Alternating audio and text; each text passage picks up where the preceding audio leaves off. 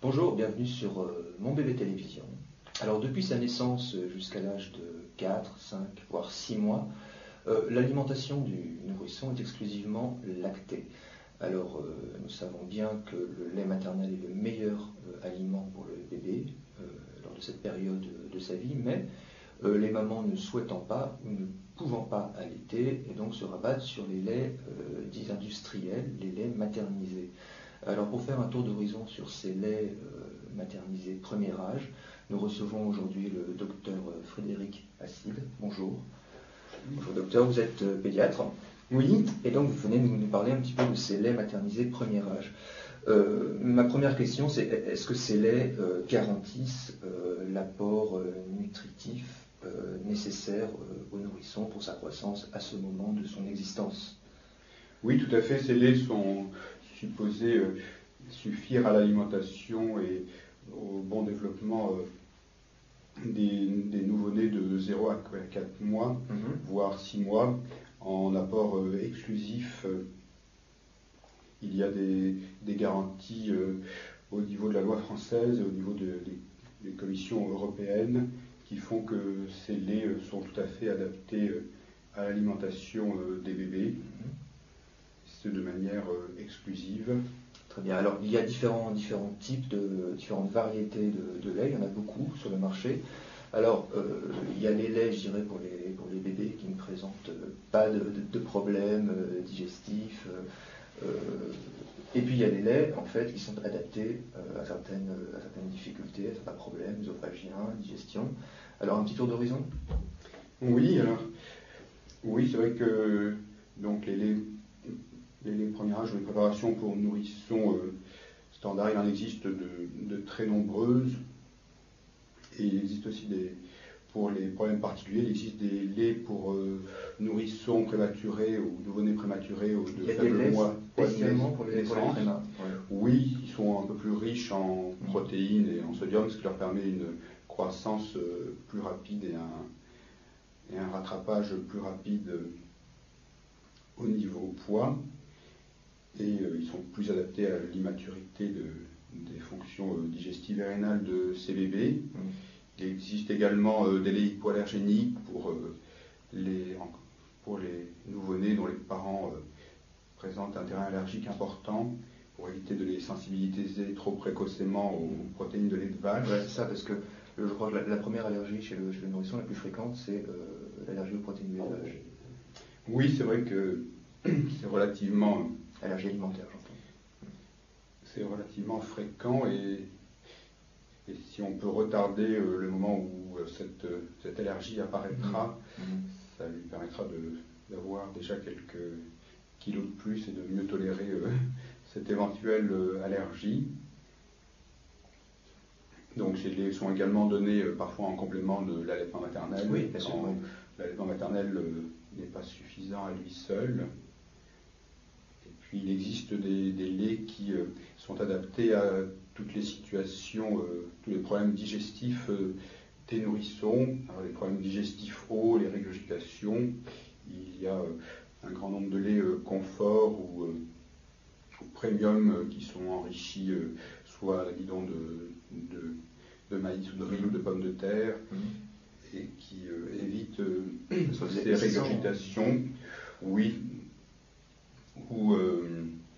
Ou alors des laits enrichis à base de farine de caroube qui eux sont plutôt vendus uniquement en pharmacie et qui permettent d'éviter également ces régurgitations. Et il existe également des laits pour les problèmes digestifs bas qui sont des laits acidifiés, soit de façon artificielle, soit avec l'apport de bifidobactéries et qui peuvent être utiles en cas de problème de colique. Il existe également des laits qui associent effectivement à la fois un épaississant et des bifidobactéries pour permettre à la fois d'agir sur les problèmes hauts et sur les problèmes bas du transit du bébé. Il existe des laits anti-constipation. Les industriels n'ont rien oublié dans les problèmes. Il y a les laits au soja. Oui, les laits de soja sont peu utilisés en France, bien qu'ils soient garantis sans OGM, mais ils ne répondent peut-être pas parfaitement aux problèmes d'allergie au lait de vache, parce qu'il existe des allergies croisées entre le lait de vache et le lait de soja. C'est pas le meilleur lait anti-allergie aux protéines du lait de vache, le lait de soja en fait. Non, en fait, il existe d'autres laits qui sont exclusivement vendus en pharmacie et où il y a un hydrolysat poussé des protéines de lait de vache qui font que le risque d'allergie est beaucoup plus minimisé, et ces laits sont souvent très bien tolérés par les enfants qui présentent une véritable allergie ou intolérance au lait de vache. Alors quels vont être, vous parliez de lait qu'on trouve en pharmacie, donc j'imagine sur prescription du pédiatre pour certains d'entre eux, quels vont être les symptômes qui vont inciter le parent à aller consulter le pédiatre à propos de l'alimentation du bébé pour se faire prescrire un lait spécial. Si on pouvait énumérer en fait ces symptômes qui peuvent conclure à une prescription de lait. Oui, alors il y a soit des problèmes, on évoquait le problème de l'allergie ou l'intolérance au lait de vache. Là, ça se manifeste souvent de façon assez brutale au sevrage, soit par une gastroentérite, ou ce qui ressemble à une gastroentérite avec des diarrhées ou des vomissements, soit des manifestations allergiques cutanées, voire même des réactions d'anaphylaxie qui peuvent être sérieuses. Et là c'est vraiment un problème, c'est plus un problème de confort, c'est un problème médical. Et dans ce cas-là, effectivement, ceci impose la prescription de lait sans protéines, de lait de vache. Et puis il y a tous les petits problèmes digestifs des bébés qui sont soit effectivement les régurgitations qui peuvent être facilement résolues par des laits anti-régurgitation sans avoir besoin de recourir à des médicaments en supplément. Oui, ou de préparations plus fastidieuses avec des épaississants. Le lait est déjà tout prêt, il n'y a plus qu'à le proposer au bébé préparer le biberon comme tout autre lait. Coliques.